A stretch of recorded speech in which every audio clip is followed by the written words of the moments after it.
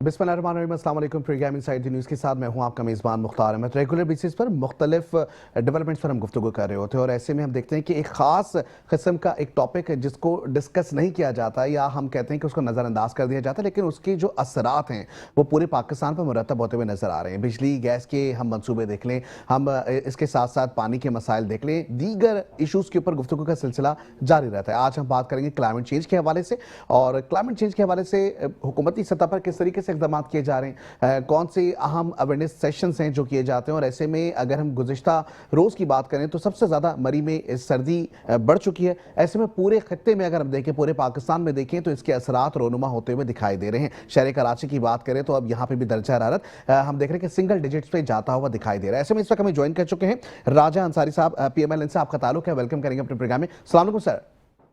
जी वालेकुम अस्सलाम। राजा अंसारी साहब, तमाम तर हम सिचुएशन देख रहे हैं कि जहाँ पर हम मुख्तलिफ जो इशूज़ हैं उसको ज़ेर बहस ला रहे होते हैं। आज का एक अहम इशू, इसलिए इसको मैंने मुंतखब किया ताकि हम अपने ऐवानों तक, हम अपनी हुकूमत तक तवज्जो दिला सकें कि ये इसके ऊपर काम होता हुआ भरपूर तरीके से दिखाई नहीं देता। लेकिन आप तर्जुमान हैं, हम चाहते हैं कि आप भी हमें अवेयर करें, ख़ास करके क्लाइमेट चेंज के हवाले से कौन से ऐसे इक़दाम हैं जो हुकूमत की जानिब से क्लाइमेट चेंज के हवाले से किए गए और किस तरीके के अवेयरनेस सेशंस हैं जो कि किए जाते हैं। देखिए, दुनिया भर में ये बात इस वक्त डिस्कस हो रही है और पाकिस्तान भी उसमें अल्हम्दुलिल्लाह अपना केस बड़ा अहसन तरीके से फाइट कर रहा है, क्योंकि इस वक्त पूरी दुनिया को क्लाइमेट चेंज का सामना है और उसमें दो कंट्रीज कंट्रीब्यूट कर रही हैं क्लाइमेट चेंज में और पूरा पोल्यूशन के हवाले से। उसमें पाकिस्तान का हिस्सा बहुत कम है, लेकिन जो विक्टिम हो रहा है पाकिस्तान, वो ज्यादा तरीके से हो रहा है। आपने देखा पिछले अदवार में भी माजी करीब में पाकिस्तान में बड़े तेज सैलाब आए और बारिशों का सिलसिला, क्लाउड बर्स्ट का सिलसिला यहाँ जारी रहा। यहाँ बड़ा फसलों को नुकसान हुआ। पाकिस्तान एक एग्रीकल्चरल मुल्क है और यहाँ पे जो हमारी पूरी एक एनवायरमेंटल सिचुएशन थी क्लाइमेट को लेकर, वो बड़ी डिस्टर्ब रही है। पाकिस्तान को फाइनेंशियली बड़ा लॉस उठाना पड़ा है और ये इंटरनेशनल फोरम पर मोहतरम वजीर आजम ने खुद भी और उनकी टीम ने अपना भरपूर तरीके से ये केस रखा है कि दुनिया क्योंकि क्लाइमेट चेंज के हवाले से कंट्रीब्यूट कर रही है पोल्यूशन को सिस्टम में, और फिर विक्टिम पाकिस्तान बन रहा है, तो पाकिस्तान को फैसिलिटेट भी किया जाना चाहिए। उस हवाले से जो फोरम्स हैं इंटरनेशनली, वहाँ पे हुकूमत पाकिस्तान अपना मौक़िफ़ भी रख रही है और दुनिया को ये बावर करवा रही है कि पाकिस्तान एक रिस्पॉन्सिबल कंट्री है और पाकिस्तान आपकी क्लाइमेट चेंज की वजह से जो है वो डिस्टर्ब हो रहा है, विक्टिम है उसका सबसे बड़ा। Number one. नंबर दूसरी बात ये है कि जो क्लाइमेट चेंज से जो जिस तरह अभी आपने देखा कि इस दफा सर्दी की लहर में बड़ा इजाफा है, बर्फबारी, रिकॉर्ड बर्फबारी पड़ी है जी। तो हुकूमत जो है वो एफिशिएंसी के साथ उन तमाम जो चीजें हैं मौसम को लेकर उससे जो है वो मुकाबला भी कर रहे हैं और लोगों को फैसिलिटेट करने के हवाले से खासतौर पे madam chief minister Punjab Maryam Nawaz Sharif साहिबा, उनकी पूरी टीम, ये तारीख में हमने पहली दफा देखा है। हालांकि हमने देखा कि गुज़िश्ता अदवार में मरी में जब गाड़ियां फंसी थी तो लोग गाड़ियों के अंदर जहाँ बहक हो गए थे। इस दफा हमने एक बिल्कुल ही अवाम दोस्त और जिसे हम कहते हैं रियासत होगी माँ के जैसी, वो वाला वहाँ पे एक बर्ताव देखा कि सूबाई वुज़रा खुद सड़कों पे मौजूद थे। गाड़ियों में जो फैमिलीज थी उनको ड्राई फ्रूट्स और स्नैक्स देते रहे मैडम चीफ मिनिस्टर की तरफ से, और उनको रास्ता खुलवाने में तब तक वो वहाँ मौजूद रही पूरी administration including the honourable minister, जब तक के रास्ते खुल नहीं गए और लोग वहाँ पहुंचे नहीं। और फिर वहाँ पे आमद जो थी मरी में एक मौसम की वजह से वो रास्ते बंद कर दिए गए ताकि मजीद लोग ना आए, जो लोग पहले फंसे हुए हैं सड़कों पे उन्हें रेस्क्यू किया जा सके। तो हुकूमत की एफिशिएंसी हर जगह नजर आ रही है। क्लाइमेट चेंज के हवाले से जहां बात करनी चाहिए वहां फेडरल गवर्नमेंट बड़े शद्दोमद से बात भी कर रही है, और जहां पे क्लाइमेट चेंज के हवाले से नुकसानात हो रहे हैं उनसे निपटा जाए, उसमें PDMA हो, NDMA हो, फेडरल गवर्नमेंट हो, प्रोविंशियल गवर्नमेंट हो, हमारी वो भी बड़ा ऐसा तरीके से काम कर रही हैं जी। अच्छा, दूसरी जानिब राजा अंसारी साहब, आवाम का बड़ा तासुर एक सामने नजर आता है, उसमें जिस तरीके से आपने बताया कि फैसिलिटेट भी कर रहे हैं और हम देख रहे हैं कि जी इंटरनेशनल लेवल के ऊपर जो है वो खास करके बात भी की जा रही है, आवाज़ उठाई जा रही है। और 2026 का जो ये सेशन है, इसको ये भी कहा गया था कि जी मौसमियाती तब्दीली का साल भी कहा जाएगा, और ऐसा हमें नजर भी आ रहा है। लेकिन जो आवाम का एक तासुर वो कहते हैं कि जी इंटरनेशनल लेवल पर ये गुफ्तगू या अवेयरनेस हो जाती है, लेकिन एक आवाम तक जो है ना वो अवेयरनेस सेशन मुकम्मल होती दिखाई नहीं देती। किसी किस्म के कोई हमने तख्तियां आवेजा होती हुई नहीं देखी हैं। इस हवाले से क्या कहेंगे सर? देखिए, मैं समझता हूं कि जहां तक आवाम तक अवेयरनेस सेशंस की बात है या पब्लिक अवेयरनेस की बात है, तो उसमें मैं समझता हूं प्रोविंशियल गवर्नमेंट्स को ज्यादा मौसर अंदाज में काम करने की जरूरत है। पंजाब में अल्हम्दुलिल्लाह ये काम हो रहा है, लेकिन हम देख रहे हैं, वाकई आपकी बात ठीक है कि सिंध, बलूचिस्तान और केपीके में चीजें नजर नहीं आ रही। सर, सिंध को किस तरह देखते हैं? सिंध की सूरत हाल बड़ी अलग है। अभी हम देख रहे हैं कि जो क्लाइमेट चेंज हो रहा है उससे अब 1 डिजिट पे हम सिंध को देख रहे हैं कि वो रात में जाता हुआ दिखाई दे रहा है। तो क्या सिंध के जो प्रोफेशनल लोग हैं जो यहाँ काम कर रहे हैं, मेरे ख्याल से क्या उनका आउटपुट उस तरह नहीं है? होना चाहिए। गवर्नेंस के इश्यूज हैं, हम और आप जानते हैं, लेकिन सूबाई हुकूमत मैं समझता हूँ उस पर जरूर काम करेगी। उस तरफ उनको, आप जिस तरह आज ये प्रोग्राम कर रहे हैं, उनके नोटिस में ये जरूर बात आनी चाहिए कि क्लाइमेट चेंज के हवाले से अवेयरनेस, पब्लिक अवेयरनेस के हवाले से काम जरूर होना चाहिए। और मैं समझता हूं कि इस पे तो सिंध में जैसे कि पीपल्स पार्टी की हुकूमत है और पीपल्स पार्टी के जो को चेयरमैन हैं जनाब बिलावल भुट्टो जरदारी साहब, उन्होंने क्लाइमेट चेंज के हवाले से बड़ा जबरदस्त काम किया है, इंटरनेशनली आवाज उठाई है और उनका बड़ा शानदार मौक़िफ़ रहा है क्लाइमेट चेंज को लेकर। तो जरूर वो अपनी सूबाई हुकूमत से वो भी अहकामात देंगे, डायरेक्शन देंगे कि वो पब्लिक अवेयरनेस के हवाले से भी इस पे काम करें। हमें अच्छी उम्मीद रखनी चाहिए। सूबे में सारी चीजें खराब नहीं है, बहुत सारी चीजें बेहतर हैं, बहुत सारी चीजों को बेहतरी की जरूरत है। तो मैं समझता हूं कि सूबाई हुकूमत उस पर जरूर तवज्जो देगी। सर, निचली सतह तक कैसे मुंतकली होगी? ऊपरी सतह पे तो हमें भी नजर आ रही, जिस तरह आपने कहा कि बिलावल भुट्टो जरदारी साहब ने बड़ा दो टोक मौक़िफ़ है उनका, खासकर क्लाइमेट के हवाले से। निचली सतह तक किस तरीके से पहुंचेगी ये सारी चीजें? देखिए, निचली सतह तक मैंने वही अर्ज किया कि ये प्रोविंशियल सब्जेक्ट है। सूबाई हुकूमतें अपने इदारों के जरिए निचली सतह पर पहुंचती हैं, अवेयरनेस मूवमेंट्स चलती हैं, कैंपेन्स चलती हैं, और फिर इश्तिहारात और फिर बाकी सारी चीजें जो भी उसका एक तरीकेकार है वो प्रोविंशियल गवर्नमेंट। ठीक है। अच्छा, दूसरी जानिब में हमारे साथ मौजूद हैं यासिर दरिया साहब, डायरेक्टर हैं क्लाइमेट वीक कराची से। आपको भी वेलकम करेंगे अपने प्रोग्राम में। अस्सलाम वालेकुम सर। जी यासिर दरिया साहब, आपको आवाज आ रही है? जी, मुझे आवाज आ रही है। यासिर दरिया साहब, तमाम सूरत हाल सबके सामने है। क्लाइमेट वीक कराची के डायरेक्टर भी आप हैं। किस तरीके से देखते हैं अभी जो शहर कराची में हम मौसम को तब्दील होता हुआ देख रहे हैं, क्लाइमेट मुख्तलिफ होता हुआ दिखाई दे रहा है, हुकूमत की कारकर्दगी से सेटिस्फाइड है सर आप? देखिए, है और इसमें हमारी एक हो जाती है कि वो एयर क्वालिटी मेजर कर सके है।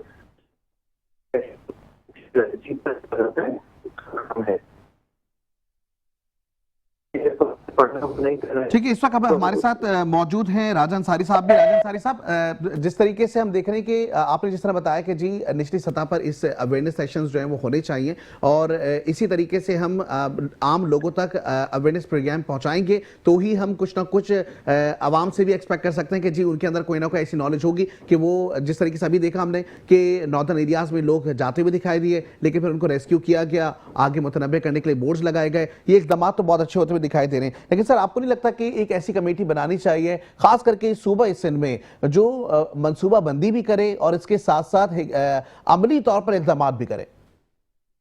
सूबा सिंध में तो सिर्फ कमेटी नहीं, एक बहुत बड़े जामे मजबूत और मजबूत इदारे की जरूरत है।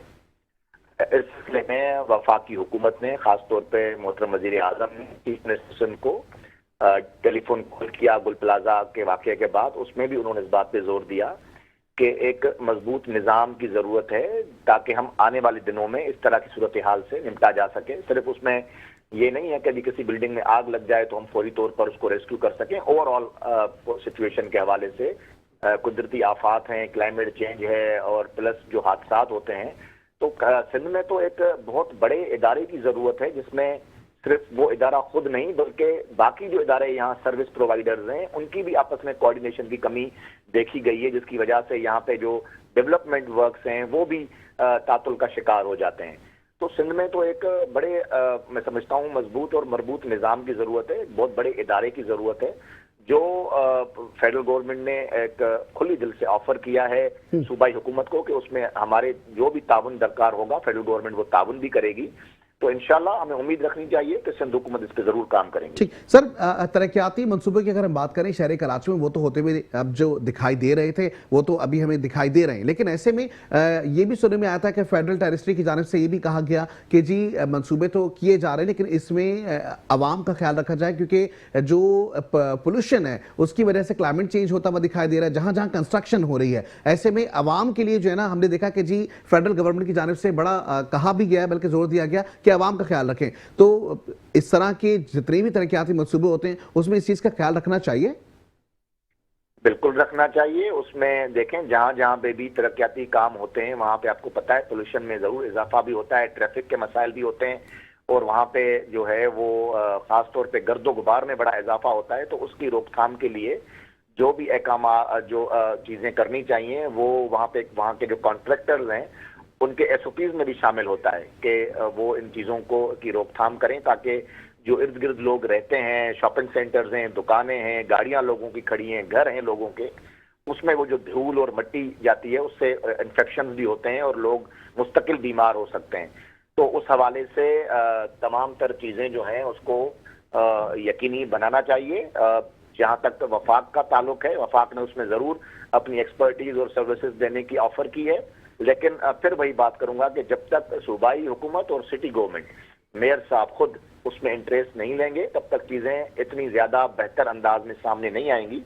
इनको खुद इंटरेस्ट लेना चाहिए, छोटी छोटी बातों पे तवज्जो देनी चाहिए, ताकि कराची का जो एनवायरनमेंट है और जो क्लाइमेट के हवाले से भी उसमें बेहतरी आ सके। ठीक है, बहुत शुक्रिया राजन अंसारी साहब। पीएमएलएन से आपका ताल्लुक था और आपका मौक़िफ़ भी सामने आ गया। जिस तरीके से हम देख रहे हैं कि रोजाना की बुनियाद में शहर कराची में मुख्तलिफ तरक्याती काम होते हुए दिखाई तो दे रहे हैं, ऐसे में एनवायरमेंटल चेंजेस जो हो रहे हैं उसके हवाले से भी हमें गौर करना होगा। ऐसे में इस वक्त हमारे साथ मौजूद हैं यासिर दरिया साहब, डायरेक्टर हैं क्लाइमेट वीक कराची के। इससे पहले भी वेलकम किया था, मजीद आपको वेलकम करते हैं। मुझे लगता है कुछ टेक्निकली हमारी वॉइस का भी कुछ इशू था। यासिर दरिया साहब, किस तरीके से देखते हैं जो क्लाइमेट चेंज अब हो रहा है, हुकूमती सतह पर जो इक़दाम किए जा रहे हैं, मुत्तफिक हैं, जो कहा जाता है वैसा ही होता है?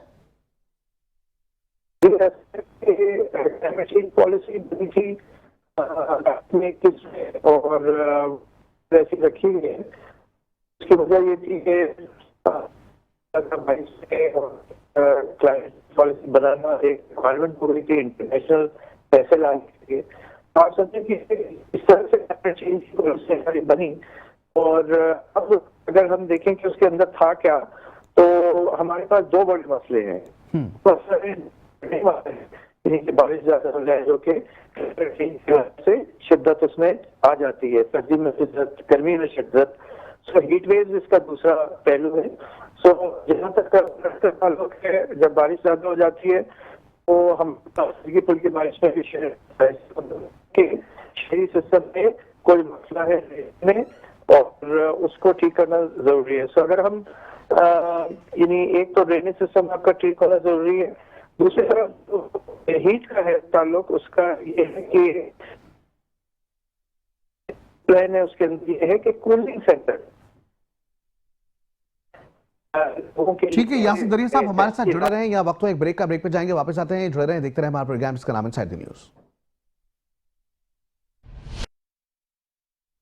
Welcome back to the show. जैसे कि प्रोग्राम में गुफ्तगू का सिलसिला जारी है, क्लाइमेट चेंज के हवाले से हम बात कर रहे हैं। यासिर दरिया साहब हमारे साथ मौजूद है। यासिर दरिया साहब, बताया जाता है कि दरिया सिंध का जो किनारा है, अगर हम देखें तो डेल्टाई किनारे पर कराची मौजूद है। कराची के हवाले से अगर बात करें तो हम ये देखते हैं कि बेतहाशा पानी का इस्तेमाल हो रहा है बलाई इलाकों में। इसके साथ साथ हम देख रहे हैं कि जी मौसमियाती तब्दीली, समुद्री सतह में इजाफे, नमकीन पानी के फैलाव और माहौलियाती बहरान के बराह रास्त असर और जो खतरात का सामना जो है वो शहर कराची कर रहा है। ऐसे में किस तरीके से देखते हैं जो अभी प्रोसीजर्स और पॉलिसीज बनाई जा रही हैं सूबा सिंध में क्लाइमेट चेंज के हवाले से, इस पे क्या हमें मजीद और काम करने की जरूरत है? तो कानून बना हुआ है, वो अब एक रियलिस्टिक किस्म का जो कि खास तौर पे वो लोग जिनको हम वल्नरेबल कम्युनिटी हैं, उनके जो सबसे पहले किसी भी क्लाइमेट की आफत की जद में आते हैं कि ये वो इलाके हैं जो कि जहाँ पे कैंसर काफी ज्यादा होता है। ये वो इलाके हैं जहाँ पे लोड शेडिंग ज्यादा की जाती है। तो ये वो कम्युनिटीज हैं जिसमें ज्यादा होती हैं, चाहे वो गर्मी हो या फ्लड्स हो। तो इनकी प्रोटेक्शन खासतौर ऐसी पॉलिसी में जो है वो रखनी चाहिए। अभी तक जो है ना वो समझिए कि सिर्फ जबानी जगह खर्च हो रहा है और कोई ऐसा प्लान नहीं आया है। तो इसके लिए नया कानून भी गवर्नमेंट के अंदर भी बात हो रही है कि क्लाइमेट चेंज के ऊपर जो है नया कानून भी लाया जाए और फिर जो कंसर्न डिपार्टमेंट्स हैं जिसमें कि WSC भी है, इसके अंदर सॉलिड वेस्ट भी है, मिनिस्ट्री ऑफ क्लाइमेट चेंज भी है खास तौर पे, तो ये लोग मिलकर काम कर सकें। ठीक है सर, दूसरी जानिब हमारे साथ शबीना फराज भी मौजूद हैं, सीनियर एनवायरमेंटल जर्नलिस्ट भी हैं, CEO हैं ग्रीन मीडिया इनिशिएटिव का, उनको भी वेलकम करेंगे। शबीना फराज, तमाम तर सिचुएशन हम देख रहे हैं और इस वक्त अगर हम मरी की बात करें, हम नॉर्दर्न एरियाज की बात करें, हम हर साल इस तरह की सिचुएशन को फेस कर रहे हैं। तो इसी तरीके से अब हम शहर कराची की बात करें तो यहाँ पे भी हर साल अब हमें रिकॉर्ड इजाफा होता हुआ दिखाई दे रहा है, बल्कि पुराने रिकॉर्ड टूटते जा रहे हैं। ऐसे में आप क्या समझती हैं, हुकूमत की जानिब से जो क्लाइमेट चेंज के लिए इक़दाम किए गए हैं उसमें और इक़दाम करने होंगे या जो इक़दाम किए गए हैं वो नाकाफी हैं? बहुत शुक्रिया, पहले तो आपने मुझे मौका दिया। क्लाइमेट चेंज के मैं थोड़ा बिजी थी, मैं आपके प्रोग्राम में नहीं ले सकी कि पहले क्या बात हुई है जी। क्लाइमेट चेंज की हौल से देखिए पूरी दुनिया में अब ये मसला है, ये वो जिन है जिसे हमने खुद बोतल से बाहर निकाल लिया है। ठीक है, तो अब इसके जो मसाइल हैं वो हमें भुगत नहीं है, इसको फौरन तो हम कंट्रोल नहीं कर सकते। तो बेसिकली इससे निपटने का आसान तरीका ये है कि हम इससे हम आहंग होके यानी एडॉप्टेशन करके जिंदगी गुजारें। और इसके जो भी क्लाइमेट चेंज के क्लाइमेट चेंज के जो खतरात हैं वो बढ़ते जा रहे हैं। आपने 2022 का सैलाब भी देख लिया, पिछले साल भी आपने शुमाली इलाका जात में सारे मसाइल देख लिए कि किस तरह से सैलाब आया और क्या हुआ। तो इसी तरह कराची के अपने मसाइल हैं। कराची एक साहिली शहर है और बेहद गुंजान आबाद शहर है। सबसे पहले तो यह है कि जो बेसिक चीज है हुकूमत की करने की वो ये है कि इसकी आबादी नहीं तय हो पाती है, किसकी कितनी आबादी है। ठीक है ना, अगर घर के 10 अफराद हैं और हम नहीं माने कि जी 10 है, हम कहें नहीं जी 5 ही है, तो हम जाहिर है उनके लिए गर्म बिस्तर भी 5 लोगों का करेंगे, खाना पीना भी 5 लोगों का करेंगे, तो बाकी 5 लोग क्या करेंगे। तो सबसे पहला काम जो है इसकी आबादी को देखना है कि ये कितना है। फिर कराची में भी बहुत सी जोनिंग है, हर जगह के हवाले से क्लाइमेट चेंज की पॉलिसी अलग होनी चाहिए। दूसरी बात है कि इस शहर को हमने जितना बर्बाद करना था उतना बर्बाद कर दिया है। आपने देखा थोड़ी सी बारिशें होती हैं तो इस शहर में क्या हो जाता है। ये कुदरती वाकयात जो हैं, ये कुदरती वाकयात जो हैं, ये इंसानी गफलत से आफत बन जाते हैं और मुसीबत बन जाते हैं। 2022 का सैलाब भी बारिशों का सैलाब था, गुजर जाता अगर वाटरवेज खुले हुए होते। अगर हमने नदियों पे, नालों पे, दरियाओं के बेड में आबादियां बना के बैठे नहीं होते तो शायद हमारा इतना नुकसान नहीं होता। इसी तरह आप देखिए, अगर सिर्फ मैं इसी बारिश की बात कर लूं, अर्बन फ्लडिंग की, कराची में हमेशा से बारिशें होती होंगी, इसीलिए तो 2 कुदरती इतने बड़े दरिया मौजूद हैं यहाँ, जिसे हम नदियां कह के अब छोटा कर लेते हैं कि लियारी नदी, मलिर नदी, बेसिकली बड़े दरिया हैं। तो यहाँ बारिशें होती होंगी जो पानी की गुजरगाह मौजूद है, लेकिन हमने इतने बड़े जो दरिया है, नदियां हैं, उनमें क्या कर दिया है, उसमें फुजला डाल दिया है, सेवरेज डाल दिया है, आबादियां कर दी हैं, उनको काट के छोटा कर दिया है। तो जाहिर है फिर क्या होगा, जब थोड़ी सी भी बारिश होती है पूरे कराची का सिस्टम तबाह हो जाता है। ठीक है, अच्छा आपने एक बात कही जिसपे आपने कहा कि डिस्ट्रिक्ट वाइज हमें जो है वो पॉलिसीज बनानी होंगी, क्योंकि शहरी कराची बहुत बड़ा शहर है, इस वजह से कह रही है कि इम्पैक्ट जो इन्वायरमेंट का है वो हर डिस्ट्रिक्ट पे अलग तरीके से पड़ रहा है। नहीं, इम्पैक्ट अलग पड़ेगा, साहिली इलाकों में अलग पड़ रहा होगा, साहिली इलाकों के मसाइल अलग होंगे, समंदर की सतह बढ़ रही होगी, उनका जो जराए रोजगार है वो माहीगिरी है, तो मछलियों का स्टॉक है, अगर पोल्यूशन वहां जा रही होगी इतनी ज्यादा, तमाम इंडस्ट्री का वेस्ट, तमाम घर का घरेलू फुजला जो है हम समंदर में छोड़ देते हैं, समंदर को हमने गटर बना रखा है, तो उनके लिए इस तरह की पॉलिसी चाहिए होंगी कि समंदरी रास्ते साफ कर सकें, समंदर को साफ कर सकें, बेहतर प्लानिंग करके हम उनको दे सकें। साफ पानी उनके पास नहीं है, हेल्थ हाइजीन के मसाइल हैं, उनके रोजगार को बेहतर करने का वैल्यू एडिशन का तरीका, उनको कोल्ड स्टोरेज, उनको तरबियत, ट्रेनिंग, उनके लिए पॉलिसी अलग होगी ना। ठीक है। अच्छा, गुंजान आबाद इलाकों जी आप ग्रीन इनिशिएटिव मीडिया की सीईओ भी है ना, तो ग्रीन मीडिया जो है वो किस तरीके से काम करता हुआ दिखाई दे रहा है खास करके अवाम के लिए? और हमने देखा 2022 के सैलाब के बाद आप अंदरूनी सिंध में काफी ज्यादा मुतहरिक रही हैं, तो उस हवाले से बताएगा कि अब वहां पे अवेयरनेस सेशंस जो आप लोगों ने दिए, क्या उससे किसी किस्म के कोई चेंजेस रोनुमा हुए? जी हाँ, बिल्कुल होते हैं। देखिए, जब ये मीडिया सबसे बड़ा टूल है लोगों तक बात पहुंचाने के लिए ना। आप घर घर जाके अपनी बात नहीं कर सकते, लेकिन आपका ये प्रोग्राम हजारों लोग देख रहे होंगे, शायद लाखों में भी देखा जा रहा होगा, तो मेरी बात आसानी से पहुंच जाएगी।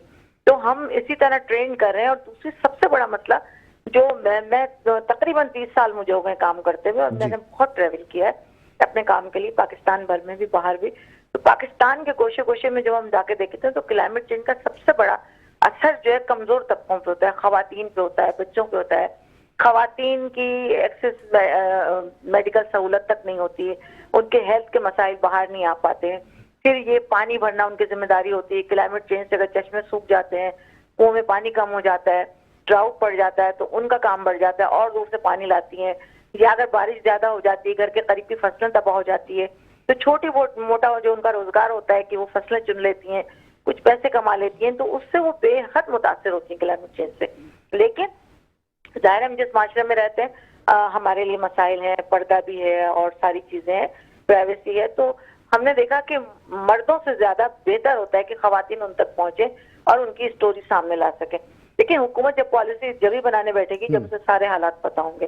अब तो आप ये कहना चाह रही है कि हुकूमत जो है वो अभी तक आशना नहीं है इन तमाम मसाइल से जो खवातीन फेस कर रही हैं, चाहे वो अंदरूनी सिंध हो या अगर हम अपर किसी ऊपर इलाके में चले जाएं, हम नॉर्दर्न एरियाज में चले जाएं, तो वहाँ जो मसाइल हैं उससे हुकूमत आशना नहीं है। हुकूमत अगर आशना भी है तो वो उसने कोई ऐसी जेंडर के हवाले से कोई क्लाइमेट चेंज की पॉलिसी नहीं बनाई है, उसने इस हवाले से कोई इकदाम नहीं किए हैं।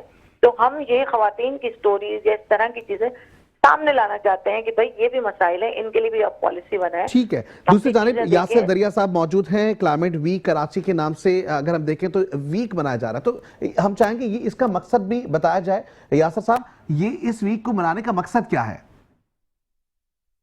तो ये मकसद है कि आप बातें कर सकते हैं हमसे, मतलब है कि इसके अंदर मुख्तलिफ कम्युनिटीज, मुख्तलिफ कराची में बसते हैं, काम करते हैं, तो बहुत बड़ा है कराची, जैसे कि कह रहे हैं दूसरे तीसरे नंबर पे है ये आबादी के लिहाज से। तो यहाँ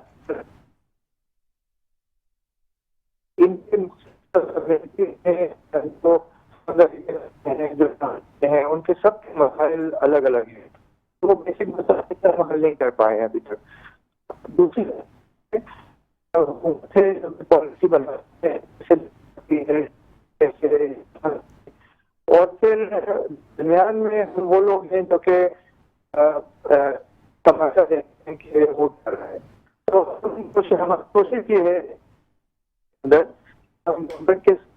लेके आए, साथ में बैठे एक अच्छे माहौल में सालों में निज़ाम को सीखने के लिए हर सेक्टर में, यानी कि ड्रेनेज में क्या करना है 3-4 पॉइंट, आपको जो है हीट के बारे में क्या करना है 3-4 पॉइंट, इसी तरह से जो अलग अलग एरियाज है शहर की फाइनेंस जो कि हम समझते हैं कि बहुत कम है, यहाँ पे बहुत इन्वेस्टमेंट होनी चाहिए ताकि शहर की जो सूरत हाल है वो अच्छे फ्यूचर जा सके। तो हमारा मकसद इसमें ये है पैदा करें गवर्नमेंट के जगह और उसको फिर हमी सतह पे उसको वायरली हम डिस्कस भी करें और उस पर करें कि अब हमें ये 3-4 स्टेप्स करने जरूरी है ताकि हम एक मिनिमम लेवल पे भी आ जाए। ठीक है। अच्छा यासिर साहब, दूसरी जानब हम ये भी देख रहे हैं कि क्लाइमेट के हवाले से जब गुफ्तगू तवील से तवील तर होती रही थी 2022 में भी, जब सैलाबी सूरत हाल सामने आई थी, ऐसे में अब जब बारिश हुई तो उसके बाद भी हमने देखा कि खास करके भुट्टो एक्सप्रेस के हवाले से क्लाइमेट चेंज के इफेक्टिव जो थे उन्होंने काफी ज्यादा इसके ऊपर आवाज भी उठाई थी और ये भी कहा था कि जी क्लाइमेट के ऐन मुताबिक ये चीज नहीं बनाई जा रही है शहर कराची में। तो आज भी आप उस पर मुत्तफिक हैं और क्या इसके हवाले से भी आप लोगों ने कोई पिटिशंस वगैरह की है? अभी भी हाईकोर्ट में और वो केस है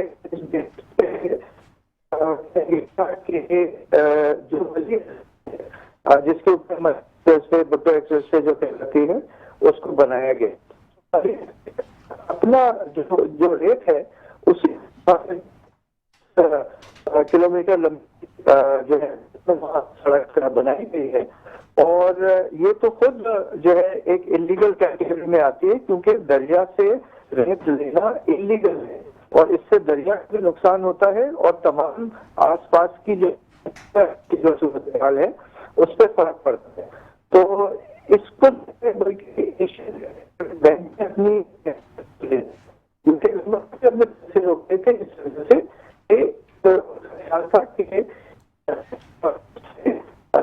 जो मलीर दरिया के आसपास के इलाके हैं, मलीर दरिया है, उसको नुकसान पहुंच रहा है और उसके अंदर क्लाइमेट की जो आफत है उससे मुकाबला करने की उसकी अपनी कैपेसिटी, दरिया की कैपेसिटी, इलाके की कैपेसिटी वो डैमेज हो रही है। ठीक है, इसलिए आप लोगों ने पिटिशन किया। अच्छा, दूसरी जानब ये भी बताइएगा कि जिस तरीके से अब हम देख रहे हैं कि 1 डिग्री के ऊपर टेम्परेचर चला जाता है, ऐसे में अवेयरनेस सेशंस भी करवाए जा रहे होते हैं क्योंकि हम देख रहे हैं कि जिस तरीके से नॉर्दर्न एरियाज के सूरत हाल इस वक्त दिखाई दे रही है, कराची का अगर डायनामिक देखें तो वो भी हमें बदलता हुआ दिखाई दे रहा है। ऐसे में क्या तलबा को और इसके साथ साथ जो गवर्नमेंट इदारे हैं, क्या वहां पर भी जाके आप लोगों ने सेशंस दिए हैं? बिल्कुल, अंदर पहले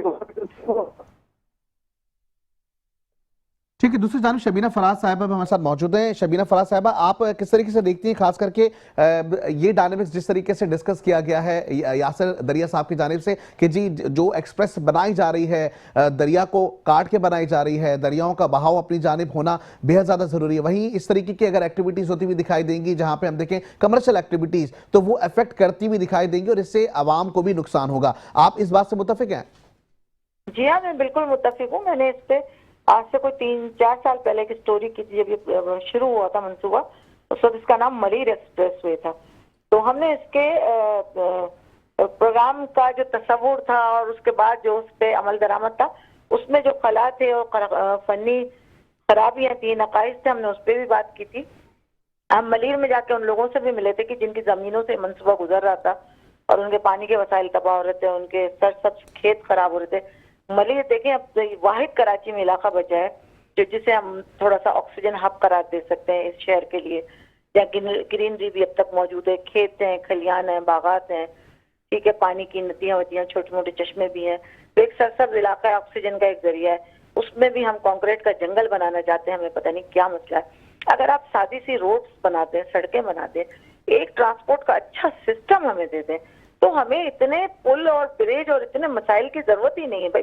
ये शहर बहुत आसानी से चल सकेगा। आप एक सर्कुलर रेलवे दे दें। कितने बड़े शहर हैं जो ट्रेनों के जरिए जो है ना रन किए जाते हैं। आप कितनी रोड बढ़ाए जाएंगे, कितने पुल बनाए जाएंगे, ट्रैफिक में तो बढ़ना ही ना। लेकिन अगर मुझे पता हो कि मैं 100-150 रुपए खर्च करके बहुत आराम से सफर कर सकती हूँ पूरे शहर में, तो मैं अपनी गाड़ी क्यों निकालूंगी, मैं अपना फ्यूल क्यों जलाऊंगी। तो आप हमें एक बेहतरीन ट्रांसपोर्ट सिस्टम दे दें, सड़कें साफ सुथरी बना दें, आपको इतने बड़े मेगा स्ट्रक्चर की जरूरत ही नहीं होती। ये आप कर्ज लेके बना रहे होते हैं बैनुल अक़वामी मालियाती इदारों से, और फिर वो कर्ज हमें ही लौटाना होता है ना, हम पे टैक्सेस लगा के आप लेते हैं। तो हम तो दोनों तरफ से पिसे जाते हैं। आप शहर के लिए प्लान करें, हिकमत अमली बनाए। शहर ऐसे नहीं चलते जैसे आप चलाने की कोशिश कर रहे हैं। शहर के लिए कोई हिकमत अमली बनानी पड़ेगी, क्लाइमेट चेंज के हिसाब से मास्टर प्लान बनाना पड़ेगा आपको, और फिर उसके बाद जो है ना उस पर आप धीरे धीरे अमल दरामद करें। और अभी जो आपने स्टूडेंट्स की बात की थी, तो मैं बता रही हूँ कि हम ये मुसलसल काम करते रहते हैं। 22 फेब को आप गाँव का आलमी दिन है, यानी वेटरन्स डे है दुनिया भर में। मनाया जाता है, तो हम यूनिवर्सिटी के स्टूडेंट्स के साथ सेमिनार कर रहे हैं कि आप गायें हमारे लिए क्यों जरूरी है। आप गाँव को हम जो है ना सुपरमार्केट कहते हैं, जिंदगी के तमाम रंग उसमें मौजूद होते हैं। तो एक तरफ तो ये कि आप लोगों को अवेयरनेस भी दें, आगाही भी दें, और दूसरी जानिब कोई थोड़े से अक्लमंदाना फैसले भी आप करें। और सिर्फ मेगा स्ट्रक्चर जिसमें हमें बहुत ज्यादा खाने कमाने के मौके मिलते हैं, हम उस पर क्यों जाते हैं? सादा सादा आसान हल के साथ भी तो जिंदगी गुजर सकती है। सारे दरख्त आप उखाड़ देते हैं, इतने मेगा स्ट्रक्चर बनाने के लिए बड़े बड़े खड़े दरख्त आप उखाड़ देते हैं, फिर आप कहते हैं प्लांटेशन कर रहे हैं। आप 2-2 फीट के 1-1 फीट के 6-6 इंच के पौधे लगा के आप उस दरख्त का मुकाबला कैसे कर सकते हैं जो आपके इतनी कार्बन डाइऑक्साइड जज्ब कर रहा था और ऑक्सीजन रिलीज कर रहा था? पूरे जो ग्रीन स्पेसिस है कराची से खत्म किए जा रहे हैं, जो कंस्ट्रक्शन हो रही है, समझ लीजिए डब्बे बन रहे हैं, ये मुर्गी के दरबे बन रहे हैं जिसमें लोग रहेंगे, इसके लिए ग्रीन कोड पास हुए हैं, उस पर आप काम करें। ठीक है शबीना फराज, आप भी हमारे साथ रहिएगा और यहाँ वक्त तो एक ब्रेक पे जाएंगे, वापस आते जुड़े रहे, देखते रहे हमारे प्रोग्राम जिसका नाम है inside the news. Welcome back to the show. और जैसे कि प्रोग्राम में गुफ्तगू का सिलसिला जारी है, क्लाइमेट चेंज में तो हम बात कर रहे हैं, वहीं हम देख रहे हैं कि जी आवाम सिर्फ मुंतज़िर होती हुई दिखाई दे रही है और वो ये कहती हुई दिखाई देती है कि जी शायद कराची में अब ओलों की बारिश भी हो जाएगी। ऐसी सूरत हाल तो हमें नज़र नहीं आ रही, क्योंकि अभी जो डिग्री या सेल्सियस स्केल है वो हम देखते हैं कि जी 1 डिजिट पे जाती हुई दिखाई दे रही है। ऐसे में इस वक्त हमें ज्वाइन कर चुके अमीर हैदर लगारी साहब, चीफ मेट्रोलॉजिस्ट हैं, आपको वेलकम करेंगे अपने प्रोग्राम में। अस्सलाम वालेकुम सर। वालेकुम सलाम जी। अमीर हैदर लगारी साहब आप भी हमारे साथ मौजूद हैं, शबीना फराज साहबा भी हमारे साथ मौजूद हैं। अमीर हैदर लगारी साहब, किस तरीके से देखते हैं अभी जो सिचुएशन चल रही है, अब शहरी कराची का जो दर्जा हरारत है वो हम देखते हैं कि जी रात में जो 1 डिजिट पे आ जाता है, क्या यही सूरत हाल रहेगी आने वाले दिनों में? और आगे अब हम देख रहे हैं रमजान भी आ रहे हैं, तो मौसम में जो ये तब्दीली आ रही है, क्या आने वाले वक्तों में और भी ज्यादा तब्दीली हो जाएगी? जी देखिए, आज भी 11 डिग्री था, तो अब जो है ना टेम्परेचर जो है मोस्टली कल के अलावा, कल एक्सपेक्टेड है कि थोड़ा सा ड्रॉप होगा, 9 से 11 के दरमियान होगा। उसके बाद जो है वो 10 से 12 होगा, जो 31 जनवरी तक होगा। फिर जो है फरवरी में जो है वो हमारे टेम्परेचर जो है वो 15 को टच करेंगे, और दूसरी तरफ मैक्सिमम में जो है 30 डिग्री सेंटीग्रेड हो सकता है। ठीक है, आप कह रहे हैं कि फरवरी के महीने में हम देख रहे हैं कि जी वो 30 डिग्री सेंटीग्रेड तक जा सकता है, और इस वक्त जो सिचुएशन है उसके अंदर 11 डिग्री सेंटीग्रेड महसूस किया जा रहा है। सर ये भी बताइएगा कि बारिशों के कुछ इम्कानात बताए जा रहे हैं या सिर्फ ठंड ही रहेगी?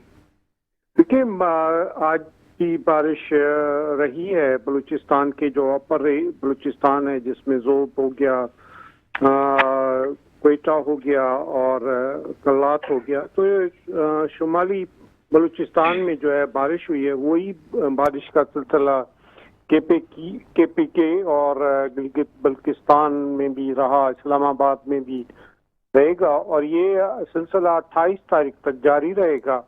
तो और जो अपर एरियाज हैं वहाँ पर शदीद बर्फबारी की उम्मीद है। तो इसके अलावा जो टेम्परेचर्स हैं वहाँ पर भी अभी फिलहाल मतलब 3 to 15 डिग्रीज के दरमियान है, यानी मैक्सिमम 15 और मिनिमम 3 डिग्री है। ठीक है सर, ये भी बताइएगा कि महकमा मौसमियात ने भी हमने देखा कि जी अनाउंसमेंट की थी गुज़िश्ता 3 रोज़ कबल कि जी कराची में इस तरीके से ठंडी हवाएं चलना शुरू हो जाएंगी और फिर इसी तरीके से टेम्परेचर जो है वो कम होता दिखाई देगा और बारिश भी होगी। तो इस तरीके से रैंडमली जो ये चेंजेस आ रहे हैं, कि कौन से ऐसे फैक्टर हैं जो इस चीज़ को अफेक्ट कर रहे हैं? कुदरती तौर पर हो रहा है या इसमें हमारी अपनी भी जो कुछ सिलसिला जो हमारी इंफ्रास्ट्रक्चर है उसके हवाले से भी इसका अमल दखल है? लेकिन इसमें किसी चीज का अमल दखल नहीं है, ये एक नेचुरल प्रोसेस होता है। विंटर मानसून होता है, एक प्रॉपर मानसून होता है, उसमें फरवरी में भी जो है बारिशों का सिलसिला रहेगा, 2 से 3 स्पेल उसमें भी आएंगे। तो ये है कि जो जनवरी का जो महीना होता है वो वैसे भी हमारे यहाँ सर्द होता है। दूसरी बात ये कि 11 डिग्री को इतना मतलब चिल्ड ठंड तो नहीं कह सकते, लेकिन विंडी यानी हवाओं की वजह से वो महसूस ज्यादा हो रहा है। अदरवाइज 11 डिग्री कोई ऐसा बड़ा टेम्परेचर नहीं है सर्दी, शदीद सर्दी जिसे सर, लेकिन लफ्ज़ शहर इस्तेमाल कराची किया के जाए। आवाम के लिए तो है ना, जो शहर कराची में रह रहे हैं उनके लिए तो ये जो ठंड है वो तो काफी ज्यादा है। वो तो ये कहते हैं कि जो कोयटा से होती हुई ठंड है। तकरीबन 88 से यहाँ रह रहा हूँ, मतलब मुझे अच्छी तरह यूनिवर्सिटी के पीरियड भी याद है और सारी जी। चीजें। ये ठंड इसी तरह आती रही है और ये हमारे पास जो है 2021 में जो है वो 5.6 में जी। यानी अच्छा, सेंटीग्रेड सर्कुलेशन पीरियड जो है वो मुख्तलिफ नहीं हो गया है, डायमेंशन चेंज हो गई है जिस तरीके से हम हाँ, दिसंबर में ये छुट्टियां। आपकी जो बात है बिल्कुल मैं इससे एग्री करता हूँ। ये बेसिकली 1 जनवरी से पैटर्न शुरू होता था, लेकिन इस दफे जो है वो तकरीबन आफ्टर 1 वीक जो है वो स्टार्ट हुआ है। तकरीबन 10 दिन का डिले पीरियड, जो ड्रिफ्टिंग पीरियड ऑफ वेदर है, वो एक हमने ऑब्जर्व किया है और इसकी वजह से बहुत सारी फसलें भी मुतासिर होती हैं, इंसानी जिंदगी भी मुतासिर होती हैं और लाइफ स्टॉक जो होता है, जो यानी जानवर होते हैं या उनके होते हैं, तो वो भी डिस्टर्ब होते हैं। तो बहरहाल ये है कि ड्रिफ्टिंग हुई है यानी सर्कुलेशन चेंजेस की वजह से जो है वो इफेक्टिव जो है सामने आ रहे हैं। बहुत शुक्रिया अमीर हैदर लगारी साहब, चीफ मेट्रोलॉजिस्ट, आप हमारे साथ मौजूद थे। दूसरी जानिब शबीना फराज हमारे साथ मौजूद है। शबीना फराज साहबा, जिस तरीके से बताया गया, चीफ मेट्रोलॉजिस्ट हमारे साथ थे, उन्होंने कहा कि जी सर्कुलेशन जो एक हम देख रहे हैं कि जी चेंज होता हुआ दिखाई दे रहा है। ऐसे में आपको नहीं लगता कि हुकूमती पॉलिसीज फिर हमें दोबारा से कमजोर होती हुई दिखाई दे रही हैं? क्योंकि अभी हमने देखा कि जी सर्दियों की छुट्टियों का ऐलान पहले कर दिया गया, फिर उसके बाद दोबारा सर्दियां शुरू हो गई तो जी वो टाइमिंग चेंज कर दिए। अब अगर आने वाले वक्तों में फिर इसी तरीके से बढ़ती हुई दिखाई दी तो फिर तो क्या हम एनवायरनमेंट के साथ खुद अपने आप को बदलते चले जाएंगे या हमें कोई ना कोई एक मौसर हिकमत अमली और पॉलिसी बनानी पड़ेगी?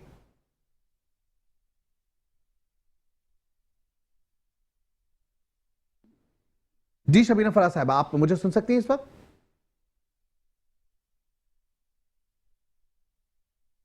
बिल्कुल जी, मेरे ख्याल से लाइन ड्रॉप हो चुकी है और जिस तरीके से हम देख रहे हैं कि जी मौसमियाती तब्दीली जो कि ख़ास करके आवाम के लिए अगर हम देखें तो एक अलग पहलू बनता हुआ दिखाई दे रही हैं। इसी तरीके से हम देख रहे हैं कि जो हुकूमती सतह के ऊपर जो इक़दाम करने चाहिए, हुकूमती सतह पे जो ख़ास करके हम ये कहते हैं कि जी जो चेंजेस हमारे हो रही हैं या जिस तरीके से हम देख रहे हैं कि जी इफेक्टिव्स की जानिब से जो हम तक दरख्वास्त आ रही है या रिक्वायरमेंट दी जा रही होती है, तो ये भी एक बड़ा फैक्टर है जो कि इफेक्ट करता हुआ दिखाई दे रहा है। ऐसे में हुकूमत सिंध हो, हुकूमत पंजाब हो, पाकिस्तान की जो गवर्नमेंट है उसको सोचना होगा और ख़ास करके इसके लिए अहम इक़दाम करने की अहम ज़रूरत है। बहुत शुक्रिया अमीर हैदर लगारी साहब, चीफ मेट्रोलॉजिस्ट, शबीना फराज साहिबा, सीनियर माहौलियाती सहाफ़ी, इसी तरीके से यासिर दरिया साहब जो कि डायरेक्टर हैं क्लाइमेट वीक कराची के। आप तमाम लोगों का बहुत शुक्रिया। राज अंसारी साहब, आपका भी बहुत शुक्रिया। ज़िंदगी हालात ने दिया साथ, तो होगी आपसे फिर कल मुलाकात। अपना बहुत ज़्यादा ख्याल रखिएगा। पाकिस्तान जिंदाबाद, पाकिस्तान हमेशा जिंदाबाद रहेगा।